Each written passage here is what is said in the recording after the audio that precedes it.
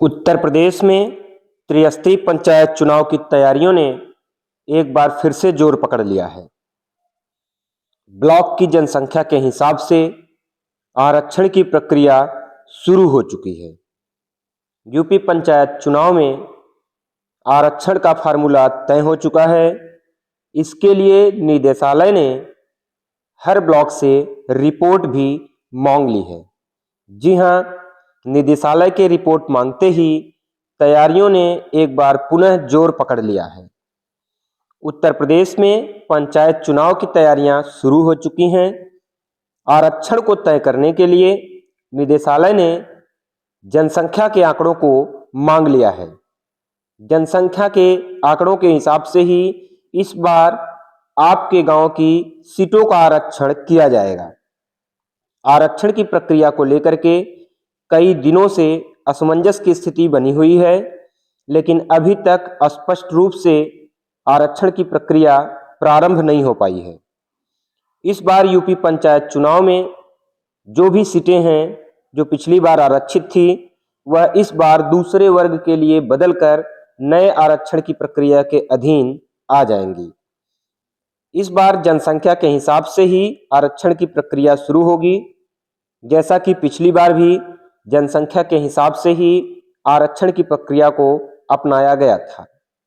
चुनाव में आरक्षण तय करने के लिए निदेशालय ने जनसंख्या के आंकड़े को मांग लिया है। आरक्षण के हिसाब से ही आगे की तैयारी शुरू हो पाएगी। निदेशालय ने यूपी पंचायत चुनाव में जनसंख्या को आंकड़ों को मांगने के लिए अनुसूचित जाति, अनुसूचित जनजाति, अन्य पिछड़ा वर्ग और महिला वर्ग के आरक्षण के लिए जनसंख्या रिपोर्ट मांगी है, जो हर एक गांव से जनसंख्या के हिसाब से तय किया जाएगा। ब्लॉक में सबसे अधिक जनसंख्या वाले आंकड़े को आरक्षण की श्रेणी में रखा जाएगा। इसके लिए मैं आपको एक सेपरेट वीडियो बना करके संपूर्ण जानकारी से अवगत भी करा दूंगा।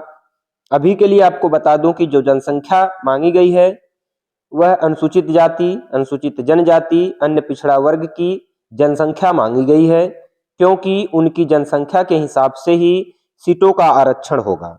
आपको बता दें कि जिस ब्लॉक में शुरुआत से जिस जाति की संख्या ज्यादा रहेगी, उस हिसाब से ग्राम पंचायतों को आरक्षित किया जाएगा। जैसे अगर एक गांव में एक ब्लॉक में 100 गांव हैं, तो इन 100 गांवों में सबसे ज्यादा जिनमें ओबीसी की संख्या होगी, ऐसे 27 गांवों को घटते क्रम में आरक्षित किया जाएगा। पंचायत चुनाव को लेकर के राज्य निर्वाचन आयोग की सख्ती के बाद अब पंचायती राज विभाग ने भी तेजी दिखाने शुरू कर दिए हैं। पंचायती राज निदेशालय ने डीपीआरओ से ग्राम प्रधान, ग्राम पंचायत सदस्य, क्षेत्र पंचायत सदस्य और जिला पंचायत सदस्य के विभिन्न पदों के सापेक्ष जनसंख्या के आंकड़े मांगे हैं। इन आंकड़ों के आधार पर ही ग्राम पंचायतों में आरक्षण होगा और उसी के हिसाब से सीटों का आरक्षण होगा और चुनाव की प्रक्रिया शुरू हो पाएगी। बिना आरक्षण के चुनाव की प्रक्रिया अभी अधूरी ही है। जब तक आरक्षण फाइनल नहीं हो जाता है, तब तक ग्राम पंचायतों में चुनावी माहौल तीव्र गति से अपनी गति नहीं पकड़ पाएगा। इसलिए आरक्षण की प्रक्रिया को शुरू कर दिया गया है और इस बार भी जनसंख्या के हिसाब से ही सीटों का आरक्षण होगा। चुनाव आयोग के स्तर पर मतदाता सूची का पुनरीक्षण कर लिया गया है। लगभग 2.25 लाख मतदाता पंचायत चुनाव में वोट देने के लिए बढ़ गए हैं। सिर्फ लखीमपुर खीरी जिले की बात हम कर रहे हैं, माफ करें, लखीमपुर जिले की हम बात कर रहे हैं। इसके अलावा करीब 1.25 करोड़ बैलेट पेपर भी जिले में आ चुके हैं। एक जिले की मैं बात कर रहा हूं, लखीमपुर की। इसी प्रकार हर जिले में लगभग 1 करोड़ से अधिक मतदाता वोट डालेंगे। इसके लिए बैलेट पेपर आ चुके हैं, माफ करें, 1 करोड़ बैलेट पेपर आ चुके हैं। एसआईआर का कार्य लगभग पूर्ण हो चुका है। अब राज्य निर्वाचन आयोग का पूरा फोकस पंचायत चुनाव पर है। चुनाव के लिए पंचायतों में अब आरक्षण लागू किया जाना है, जिसको लेकर के पंचायती राज विभाग के साथ साथ राज्य निर्वाचन आयोग उत्तर प्रदेश भी अपने स्तर से सक्रिय हो चुका है। जैसे ही जनसंख्या संबंधित आंकड़े उपलब्ध करा दिए जाएंगे, वैसे ही आरक्षण की प्रक्रिया शुरू कर दी जाएगी। दरअसल पिछले वर्ष भी आरक्षण की प्रक्रिया को जनसंख्या के हिसाब से ही लिया गया था। जैसे किसी ब्लॉक में 100 गांव हैं तो ओबीसी को 27 सीटें आरक्षित करनी हैं।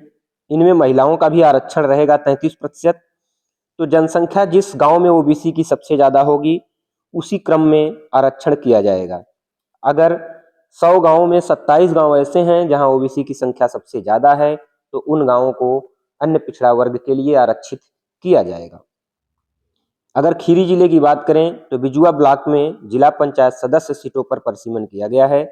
इसके अलावा जिले में कहीं पर भी कोई बदलाव नहीं किया गया है। पंचायत चुनाव को लेकर के तैयारियां बहुत तेजी से आगे बढ़ रही हैं। राज्य निर्वाचन आयोग उत्तर प्रदेश के साथ साथ पंचायती राज विभाग भी अपने स्तर से सक्रिय दिखाई दे रहा है। पिछले कुछ दिनों में एसआईआर की प्रक्रिया शुरू होने के कारण पंचायत चुनाव में थोड़ी सी शिथिलता देखने को मिली थी। उसी क्रम में प्रत्याशियों ने भी अपनी सक्रियता को कम कर दिया था। कहा जा रहा था कि इस समय खेती किसानी का समय है, इसलिए पंचायत की प्रक्रिया पर सीधा असर इसका देखने को मिल रहा है। लेकिन अब जब डीपीआरओ ने मतदान प्रक्रिया से पहले आरक्षण लागू करने को प्राथमिकता दिया है, तब से पंचायत चुनाव में तेजी की प्रक्रिया देखी जा रही है। और कहा यह भी जा रहा है कि चुनाव की प्रक्रिया जो समय सीमा निर्धारित की गई है, उसी के अनुसार तैयारियां शुरू की जा रही हैं। इससे यह स्पष्ट होता है कि त्रिस्तरीय पंचायत चुनाव अपने निर्धारित समय पर ही होंगे। कहा यह भी जा रहा है कि मार्च तक आरक्षण की प्रक्रिया पूरी तरीके से पारदर्शी हो जाएगी, फाइनल हो जाएगी और अप्रैल तथा मई महीने में चुनाव भी संपन्न करवा लिए जाएंगे। लेकिन जब तक आरक्षण की प्रक्रिया फाइनल नहीं हो जाती है, तब तक संभावित प्रत्याशी इसी प्रकार अपने स्तर से प्रचार प्रसार में लगे हैं और प्रत्याशियों की स्थिति भी स्पष्ट नहीं हो पा रही है। रोटेशन प्रक्रिया के अनुसार आरक्षण को गति दिया जा रहा है और आरक्षण की प्रक्रिया जैसे ही पूरी हो जाएगी, वैसे ही संभावित प्रत्याशी भी लगभग कंफर्म हो जाएंगे। जिस वर्ग के लिए आरक्षण फाइनल होगा, उस वर्ग के प्रत्याशी अपने स्तर से गांवों में और अपने क्षेत्रों में प्रचार प्रसार शुरू कर देंगे। तो आज की हमारी वीडियो कैसी लगी हमें कमेंट बॉक्स में जरूर बताएं। यदि आप हमारे चैनल पर पहली बार विजिट कर रहे हैं तो आप इस चैनल को सब्सक्राइब कर लीजिए। अगर अभी तक नहीं सब्सक्राइब किए हैं तो जरूर सब्सक्राइब करें, क्योंकि आपको इस चैनल पर पंचायत चुनाव से जुड़ी सभी खबरों से अपडेट रखा जाता है और इसी प्रकार आपको हर खबर से सबसे पहले अपडेट रखा जाएगा।